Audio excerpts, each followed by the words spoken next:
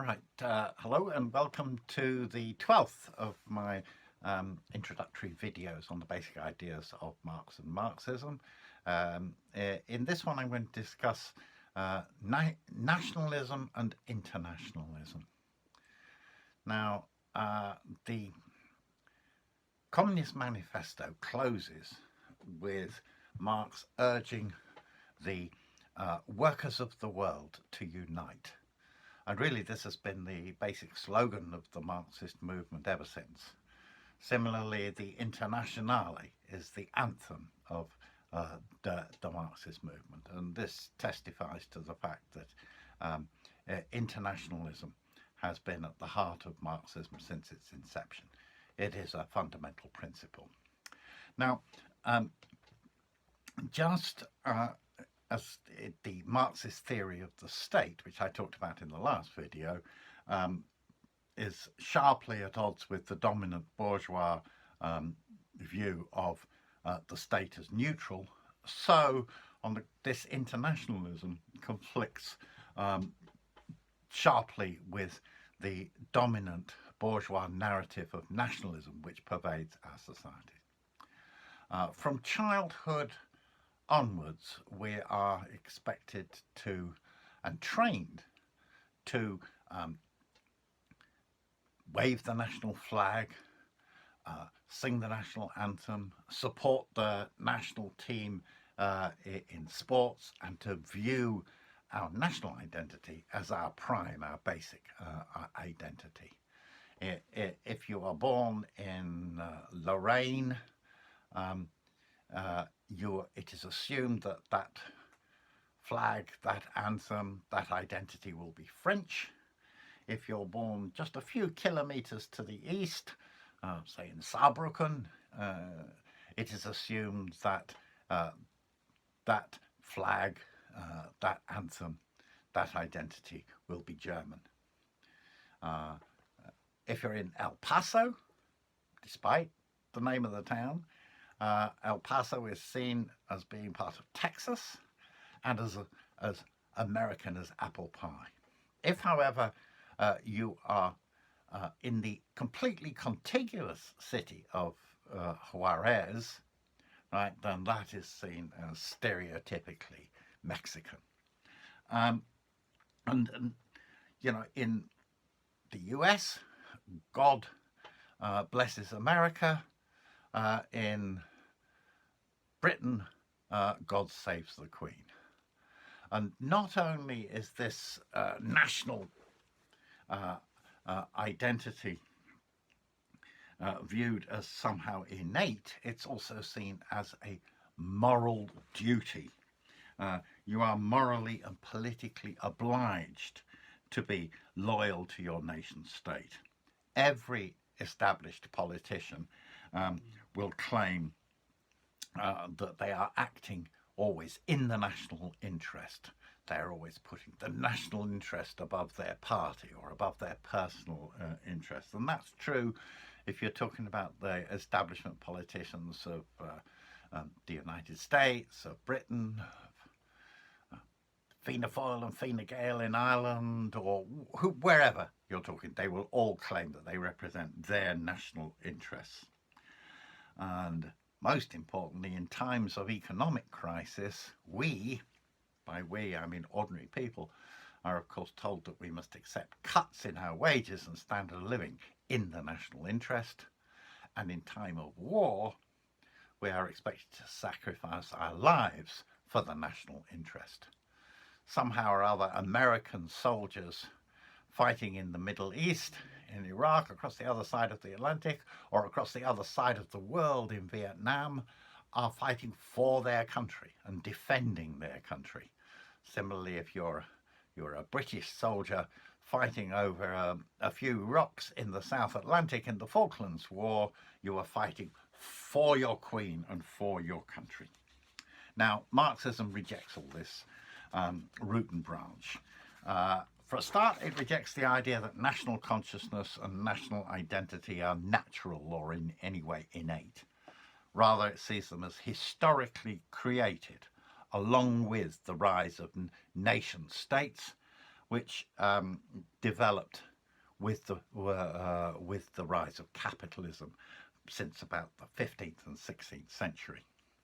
And in fact, in many cases, these nation states and national identities are actually very modern and new indeed. Germany and Italy arose only in the 19th century. India, Pakistan, all of Africa, only since the Second World War, effectively. Marxism also rejects, of course, the idea that any country is superior to any other, and more importantly, the idea that people of a given nation state share a common national interest. On the contrary, it sees the interests of capitalists and workers within any nation as diametrically opposed, and sees the concept of national interest as one that is used to mask or cover the interests of the capitalist class.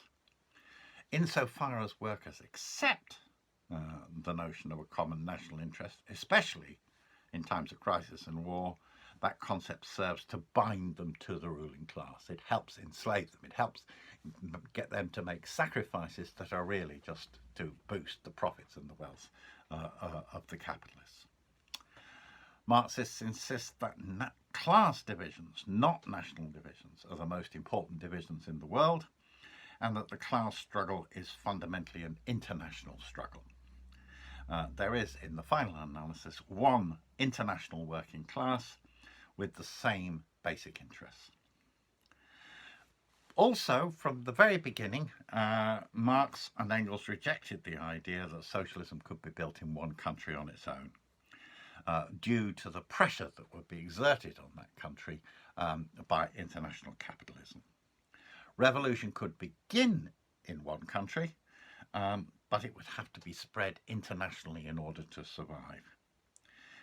Tragically, and this is something we'll explore later, tragically this was proven correct by the decline of the Russian Revolution, which remained isolated into Stalinist tyranny. Now, because of the international nature of the working class struggle, Marxism and Marxists have always done everything they could to encourage international solidarity and also the international organisation of the working class and of socialists, as was done by Marx himself with the founding of the International Working Men's Association, or the First International in 1864, and as has continued right up to the present day in various different forms of international organisation. It should also be said, however, that as internationalists, Marx and all serious Marxists have always been determined opponents of all national oppression, and consequently have upheld the right of oppressed nations to self-determination, including the right to secession and independence. In Marx's day, this applied particularly to Poland in relation to Russia and to Ireland in relation to Britain. Following Marx, it was a point of enormous importance to Lenin because of the numerous oppressed nations in the Tsarist Empire, and then later was applied by Lenin and the Communist International, and I think most Marxists since, to all the national liberation struggles in Africa, Asia and Latin America, the so-called Global South. Now, sometimes this support for national liberation is seen as contradicting internationalism. How can socialists who are internationalists support nationalist movements, it is said?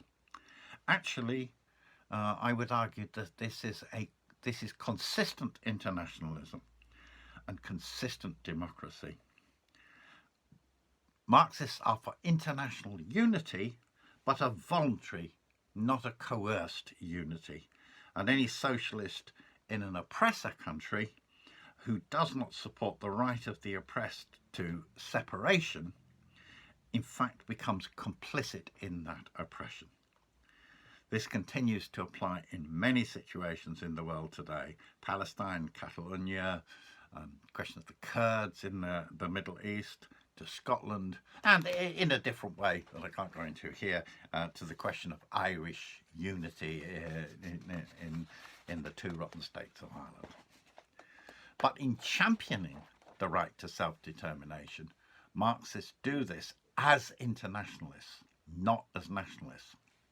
They do not drop their criticism of nationalism or merge with it or simply dissolve their independent organizations or movements into nationalist movements. They fight for national liberation as a stepping stone to international revolution and to the international unification of the working class and of the world as an ultimate goal.